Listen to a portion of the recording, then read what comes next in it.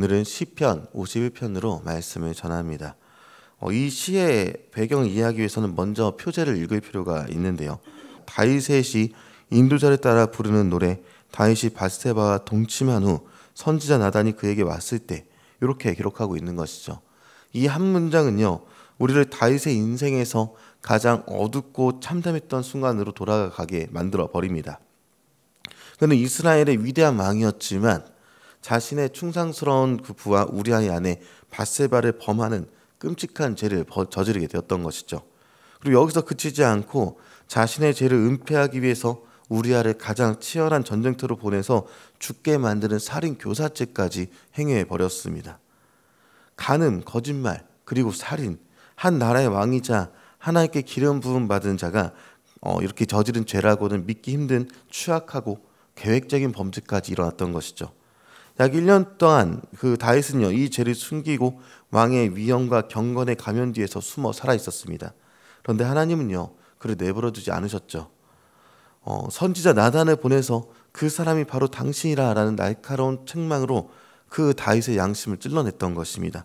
그 순간 다윗의 모든 위선은 무너지게 되었습니다. 왕자에서 굴러떨어져서 흙먼지 가운데 엎드린 다윗의 심장에서 터져나온 절규가 바로 오늘 본문 시편 51편이다. 이렇게 볼 수 있다는 것입니다. 다윗의 회개는요, 단순히 잘못했습니다, 이렇게 말하는 수준에서 그치지 않고요, 자신의 죄가 얼마나 깊이 뿌리 박혔는지를 처절하게 깨달았던 그런 내용이 되는 것이죠. 그래서 오늘 내용에서 초반부 1절, 2절, 3절을 보면요, 죄에 대해서 죄과 죄악, 죄 이렇게 다른 단어로 이야기하는 것을 보게 됩니다. 이 세 단어를 사용해서 자신의 범죄가 하나님의 법을 어긴 반역 행위이자 인격이 뒤틀린 상태이며 관역을 빗나간 삶의 총체적인 실패다, 이 죄에 대해서 여러 가지로 나열하면서 모든 것에서 자신은 죄인입니다라고 고백하고 있다는 것이죠. 그러면서 자신의 죄를 씻어달라고, 깨끗하게 해달라고 부르짖고 있는 것입니다. 그런데 이 다윗의 기도는요, 정화의 강구를 넘어서 상상할 수 없는 차원의 요구로 넘어가게 되는 것을 보게 되는데, 그 내용이 10절의 내용입니다. 우리 10절 말씀 같이 한번 읽어보도록 하겠습니다. 하나님이여, 내 속에 정한 마음을 창조하시고 내 안에 정직한 영을 새롭게 하소서. 아멘. 여기서 우리가 주목해야 될 것은요, 창조하시고입니다. 히브리어 바라가 사용이 되었는데요, 인간의 활동에는 사용되는 단어가 아니라 오직 하나님의 주권적인 창조 행위를 묘사할 때만 사용되는 단어가 이 바라입니다. 무언가를 수리하거나 개선하거나 재료를 가지고 만드는 행위가 아니라 바라는 무에서부터 유를 만들어내거나 이전과 다른 새로운 차원의 질서를, 그 본질을 만들어내는 그런 신적인 능력을 의미할 때 이 바라라는 단어가 사용되는 것이죠. 그래서 이 바라가 언제 사용되는가 봤더니 태초에 하나님이 천지를 창조하시니라, 여기서 창조하시니라가 바라입니다.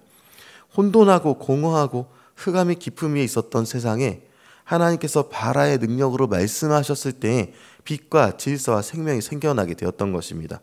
다윗은 지금 자신의 내면 상태가 바로 그 창조 이전의 혼돈과 공허, 흑암과 같다라고 고백하고 있었다는 것이죠.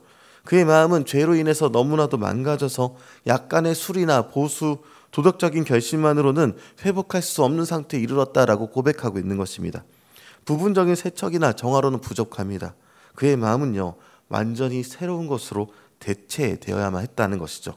그래서 그는 감히 창세기 1장의 창조주 하나님께, 온 우주를 지으신 그 권능의 하나님께 자신의 깨어진 마음을 새로 창조, 발화해달라고 간구하고 있다는 것이죠. 이것은 인간의 한계에 대한 가장 정직한 고백이면서 동시에 하나님의 능력에 대한 가장 위대한 신뢰의 표현이 되는 것입니다.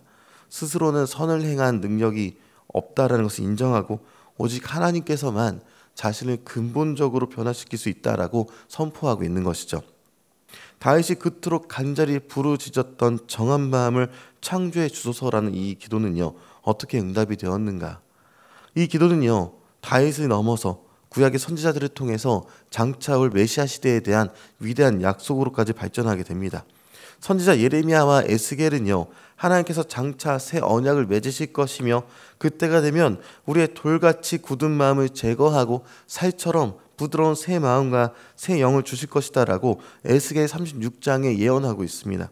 그리고 이 모든 예언과 다윗의 간절한 소망은요, 마침내 예수 안에서 완성이 되게 되는 것이죠. 예수님의 십자가는 단순히 우리의 죄를 덮어주는 소극적인 용서의 사건이 아닙니다. 하나님의 발아의 능력이 가장 강력하게 나타난 새로운 창조의 사건이 된다는 것이죠. 십자가 위에서의 우리의 옛사람, 죄로 얼룩진 자아는요, 예수님과 함께 죽고 장사가 되었습니다. 그리고 예수님께서 부활하셨을 때 그분을 믿는 우리 또한 완전히 새로운 피조물로서 다시 태어나게 되었다는 것이죠. 사도 바울은요, 이 진리를 고린도후서 5장 17절에서 선포하기를, 그런즉 누구든지 그리스도 안에 있으면 새로운 피조물이라, 이전 것은 지나갔으니 보라 새 것이 되었도다라고 기록하고 있습니다. 여기서 새로운 피조물이라는 말은요, 다윗이 구했던 이 창조된 정한 마음에 대한 완벽한 신학적 응답이다, 이렇게 얘기할 수 있는 것이죠.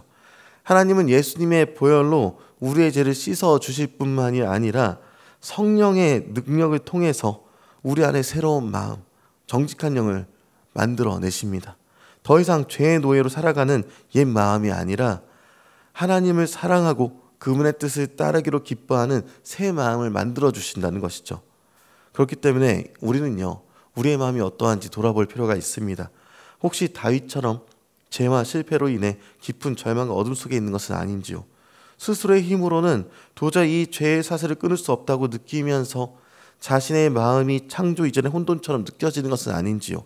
그렇다면 바로 그 자리가 하나님의 발아의 능력을 경험할 최고의 자리임을 기억하시기 바랍니다.